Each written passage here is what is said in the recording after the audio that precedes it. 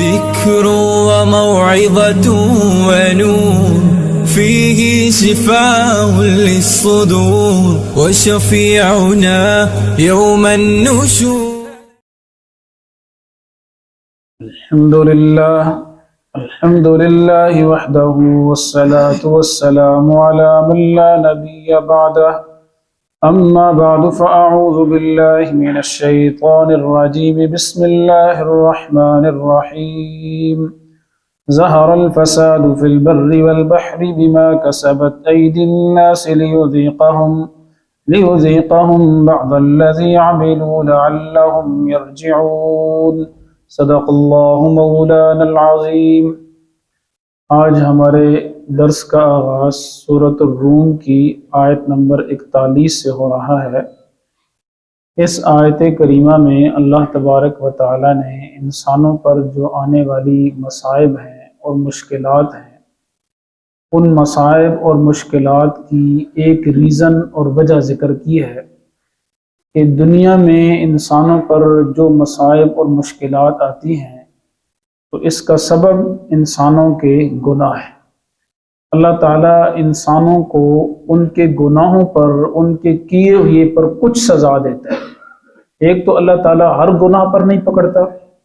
اگر اللہ تعالیٰ ہر گناہ پر پکڑے تو ایک دوسری آیت میں آتا ہے وَلَوْ يُؤَاخِذُ اللَّهُ النَّاسَ بِمَا كَسَبُوا مَا تَرَكَ عَلَى ظَهْرِهَا مِن دَابَّةٍ، کہ اللہ تعالیٰ اگر لوگوں کو ہر گناہ پر پکڑنا شروع کر دے تو روئے زمین پر کوئی انسان باقی نہ رہے، کوئی چرند پرند جانور انسان باقی نہ رہے.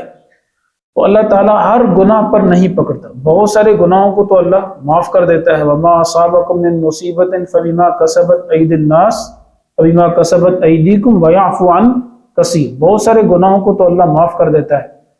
کچھ گناہوں پر پکڑتا ہے اور ان پر بھی اللہ پوری سزا نہیں دیتا، بلکہ ان پر بھی اللہ تعالیٰ تھوڑی سزا دیتا ہے، کچھ گناہوں کی سزا دیتا ہے، اور باقی سزا کہاں ملے گی؟ آخرت میں ملے گی. اور جو کچھ سزا اللہ تبارک و تعالیٰ دیتا ہے اس میں بھی اللہ تعالیٰ کی یہ رحمت ہے. اس سزا کے اندر بھی، اس عذاب کے اندر بھی یہ رحمت ہے کہ لوگ متنبہ ہوں، آگاہ ہوں، اور وہ گناہوں سے پلٹ آئیں اور اپنے رب کو راضی کریں. تو اس لیے فرمایا ظہر الفساد فی البر والبحر، فساد یہ ظاہر ہو گیا بر اور بحر میں، خشکی میں اور تری میں. بر سے مراد کیا ہے؟ شہروں میں اور اسی طرح دیہاتوں میں، اور بحر سے مراد یعنی وہ بستیاں اور شہر جو سمندر کے کنارے پر ہوں. تو پوری روئے زمین پر یہ فساد ظاہر ہو گیا. کیوں؟ بیما کسبت اید الناس، اس وجہ سے جو لوگوں کے ہاتھوں نے کیا. لیذیقہم، تاکہ اللہ تعالیٰ ان کو چکھائے، بعض الذی، کچھ وہ سزا ان اعمال کی، عاملو جو انہوں نے کیے، لعلہم یرجعون. اور اس سزا کے اندر بھی اللہ تعالیٰ کی یہ رحمت ہے کہ لوگ کیا ہو جائیں؟ لعلہم یرجعون، وہ لوٹ آئیں، وہ گناہوں سے توبہ کر لیں. یہاں پر مفسرین نے لکھا ہے کہ فساد سے مراد یہ ہے کہ جو دنیا میں قحط سالی آتی ہے، قحط سالی آتی ہے، مال کی کمی ہو جاتی ہے، اور انسان کے مال و دولت سے جو برکت ختم ہو جاتی ہے، تو فساد سے مراد یہ ہے. آج ہم دیکھتے ہیں کہ مال و دولت کی بہتات اور کثرت کے باوجود اس مال و دولت کے اندر برکت نہیں ہے. حالانکہ ایک وہ زمانہ تھا کہ جس وقت اتنی برکت تھی. حافظ ابن کثیر رحمہ اللہ تعالیٰ نے امام ابو داود کے حوالے سے نقل کیا ہے کہ میں نے وہ زمانہ بھی دیکھا ہے کہ جس زمانے میں گندم کا دانہ اتنا ہوتا تھا جیسے کھجور ہے، تو کھجور کی طرح گندم کا دانہ ہوتا تھا. اور اب دیکھیں گندم کا دانہ کتنا چھوٹا ہو گیا ہے جی. اور بعد میں جو آنے والا زمانہ ہے پتہ نہیں اس میں گندم کا دانہ اور کتنا چھوٹا ہو جائے. تو یہ یعنی برکت اب ختم. ایک تو ہر آدمی جو گناہ کرتا ہے، ہر آدمی کی نیت کے اندر جو فطور آ گیا ہے، جو ظلم کرتا ہے، اس کی وجہ سے اس کا امپیکٹ اس کی ذات تک نہیں ہوتا، بلکہ اس کا اثر پوری دنیا پر پڑتا ہے. اور پوری دنیا پر جب اتنے گناہ ہوں گے کہ حدیث میں آتا ہے ملیت الارض ظلما وجورا، کہ جب پوری روئے زمین پر کیا ہے گناہ ہی گناہ ہو جائیں گے اور ظلم سے وہ بھر جائے گی، نہ اللہ تعالیٰ کے لوگ حقوق ادا کریں گے، نہ بندوں کے حقوق ادا کریں گے.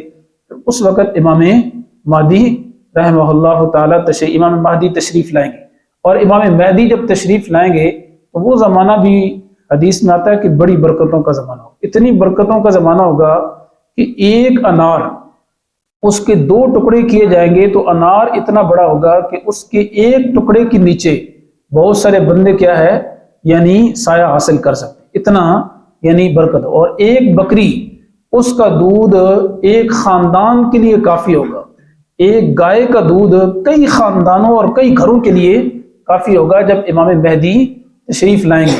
اور امام مہدی کے زمانے میں جو بھیڑیے ہیں اور اسی طرح شیر ہیں، چیتے ہیں، بکریاں ہیں، اور وہ بھی ایک ہی چراگاہ میں چریں گے. کیوں؟ اس لیے کہ جب وہ پوری روئے زمین کو عدل و انصاف سے بھریں گے تو جب لوگوں سے ظلم اور عدل و کیا ہے نا انصافی ختم ہو جائے گی تو جانوروں سے بھی ختم ہو جائے گی. اور ایک وہ وقت تھا جو حضرت عمر بن عبدالعزیز رحمہ اللہ تعالیٰ کا تھا کہ جس وقت بھیڑیے اور بکریاں ایک ہی چراگاہ میں چرتے تھے، اور اس وقت کوئی بھیڑیا اور کوئی شیر کسی بکری کی طرف بری نگاہ سے نہیں دیکھتا تھا. لیکن جس دن حضرت عمر بن عبدالعزیز رحمہ اللہ تعالیٰ کا انتقال ہوا، اسی دن ایک آدمی نے دیکھا کہ ایک بھیڑیے نے بکری پر حملہ کیا، تو اس کی زبان سے نکلا انا للہ و انا الیہ راجعون، لگتا ہے آج عمر بن عبدالعزیز کا انتقال ہو گیا. کسی نے پوچھا بھی تمہیں کیسے پتہ چلا ہے؟ وہ تو آدمی ایران کا تھا.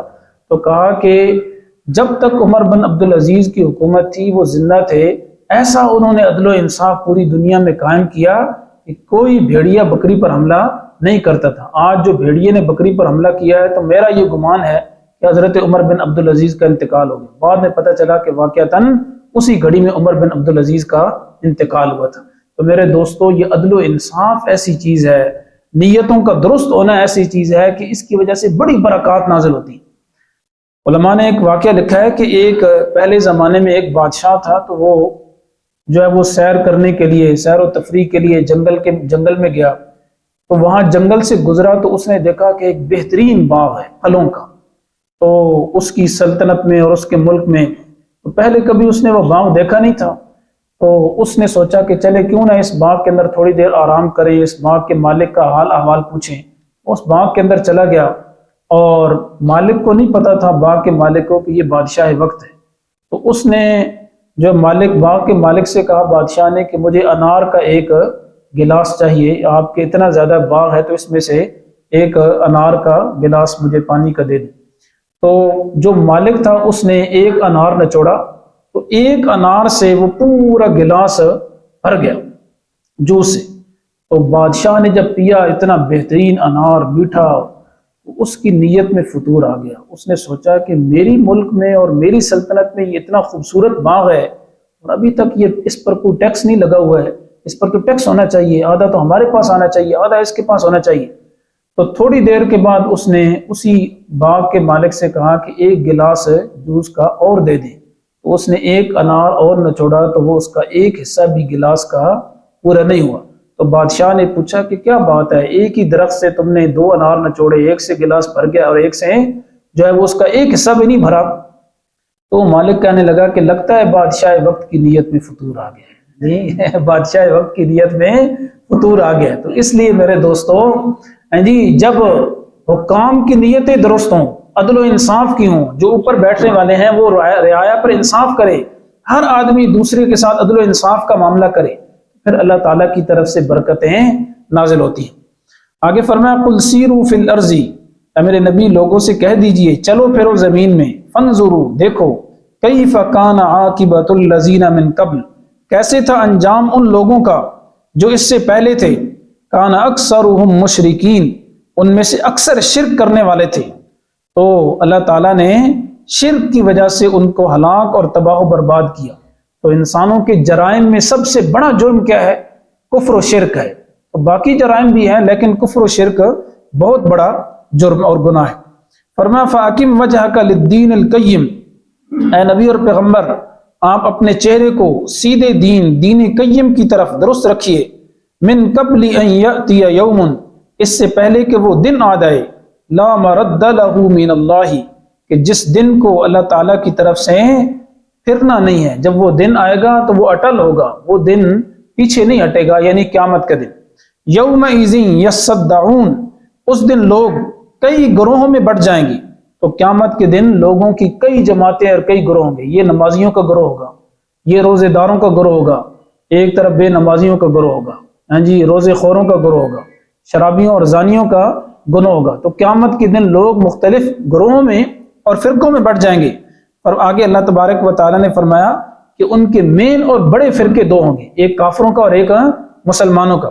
فرمایا من کفر فعلیہ کفر, جو آدمی کفر کرے گا تو اس کے کفر کا وبال اور انجام اسی پر ہوگا.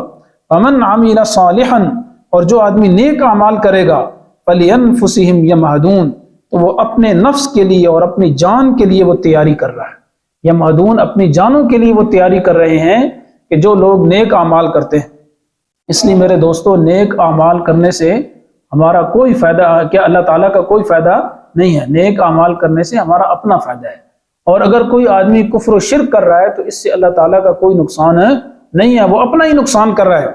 فرمایا لیجزی الذین آمنوا, تاکہ اللہ تعالیٰ کل قیامت کے دن ایمان والوں کو بدلہ دے, وعملوا الصالحات, اور جنہوں نے نیک اعمال کیے ان کو بدلہ دے, من فضلہ, اپنے فضل سے, انہ لا یحب الکافرین, بے شک اللہ تعالیٰ کفر کرنے والوں کو اور جو شرک کرنے والے ہیں ان کو پسند نہیں کرتا.